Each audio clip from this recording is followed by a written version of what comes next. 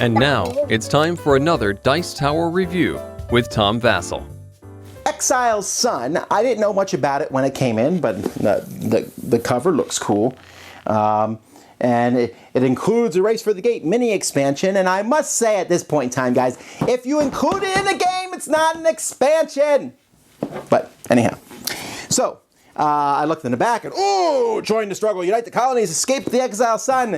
Is it a 4X game? Explore, exterminate. I don't remember what all the X's stand for. I never can remember what they stand for. But basically building a civilization and fighting everybody else. This is a 1X game. Exterminate. No, it's not a dialect game. But it is a game in which you have fleets of ships and you're moving around trying to blow up other fleets of ships. Let me show you.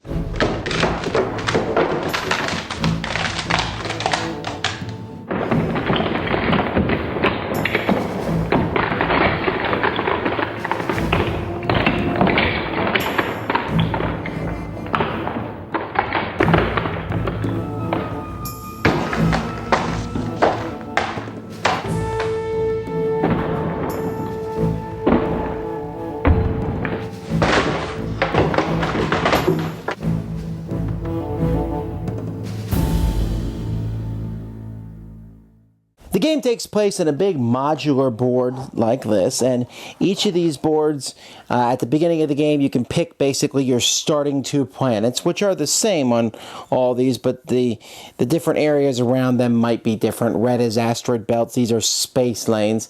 And if you're not using a specific player, then you can just put it on backwards like this, and there's setups for 3 and 4 players if you want to do that.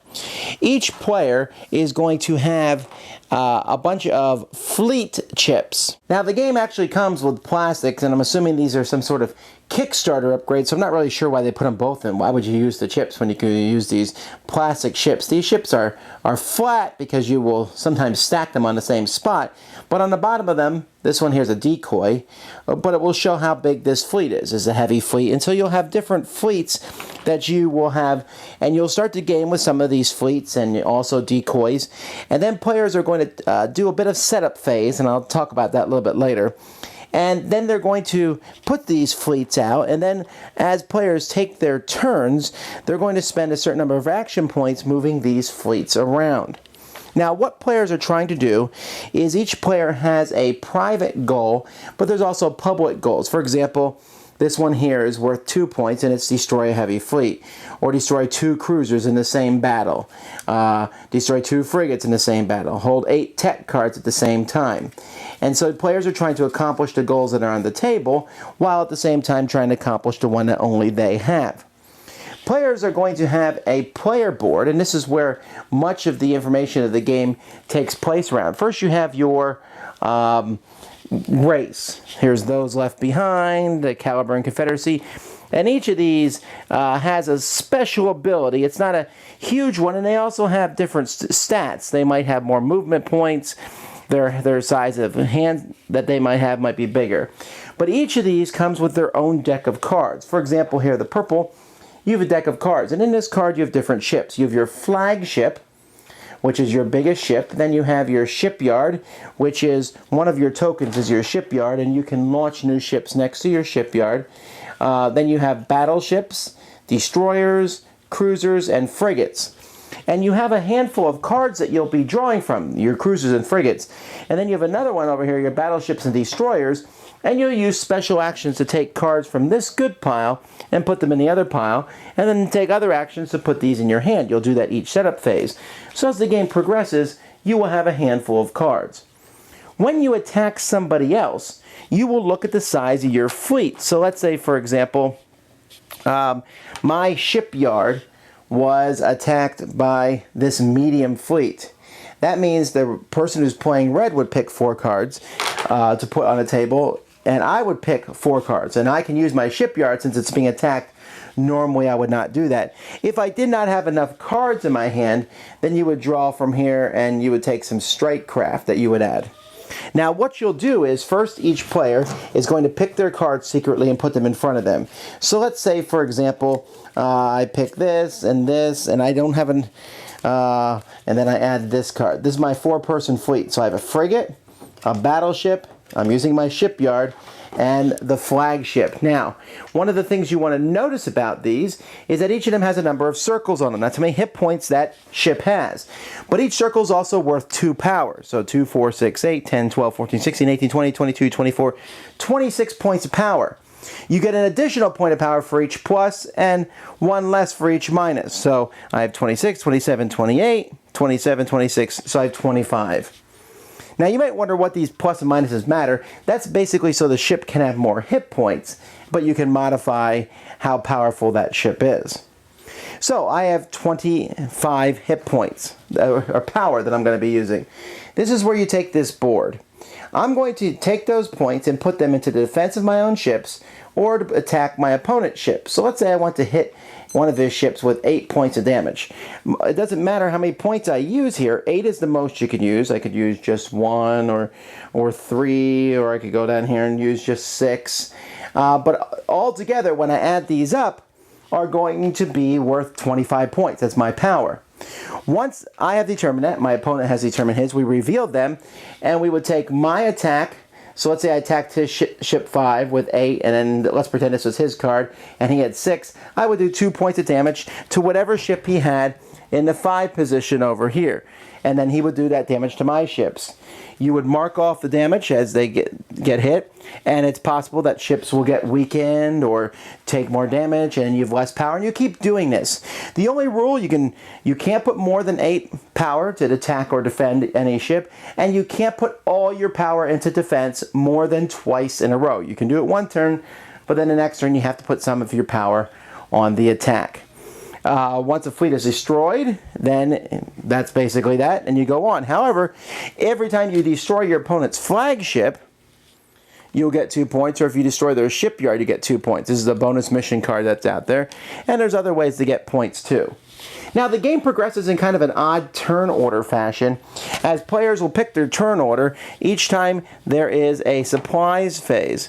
This supplies phase happens here in the middle of the board. We kind of have a turn track, and on your turn you can move this token forward 1 or backwards 1, and every time it passes battle, anywhere where there's ships in the same spot, they will fight. And anytime it passes supplies, you'll use this dial that we use to fight with to decide how many cards you will design, build, deploy, research, basically using different cards or taking these quote-unquote research cards, which are just essentially action cards that you can use over the game. Determining how long the game is determines how many times it goes around, and which row it's in is determined by the number of players. So you can prolong it by moving it backward on your turn, or you can hurry it up by moving it forward, and eventually the game will end, and whoever has the most points at that point in time is the winner. Exile Sun could have been one of the most fun games I've ever played. What? That's not a stellar recommendation? Well, here's the deal.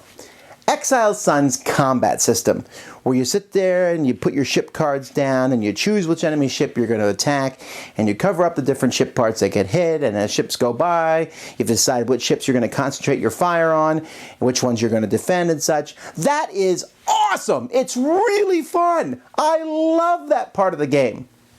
It's just, why is the rest of the game there, really? Now, I mean, I don't know off the top of my head how that could be fixed, but the rest of the game where you have movement points and you move ships around and fleets of ships, and ooh, that was a decoy fleet, and ooh, I got these technology cards, and really there's nothing else in the game beyond that. You're just moving stuff around and moving ship cards from one to spot. So if I was designing it, I would have taken the whole board, thrown the board aside, chucked that whole half of the game, and said, we have a really cool combat system.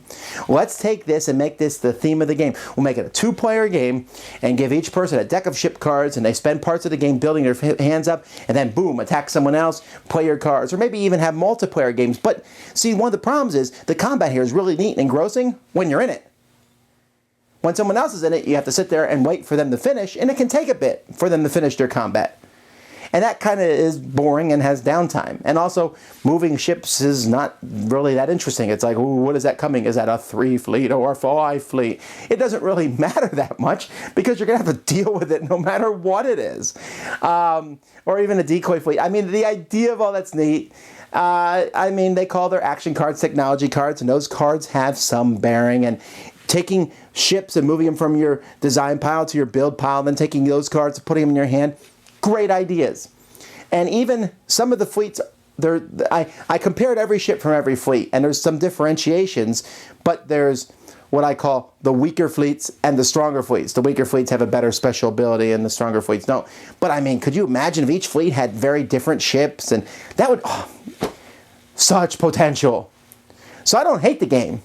It's just that it's, it says 30 minutes per player for 6 players. It's a 3-hour game. It doesn't need to be a 3-hour game. I could almost just take the game out, shuffle up the ship cards, say we each take 5, and let's play a mini game of that. But that's not enough because the game wasn't really designed for that. So am I criticizing the game for what it could be? I think I am here because I think, it could have been so neat. And it is neat. Some great ideas in there. Great components. The game looks beautiful.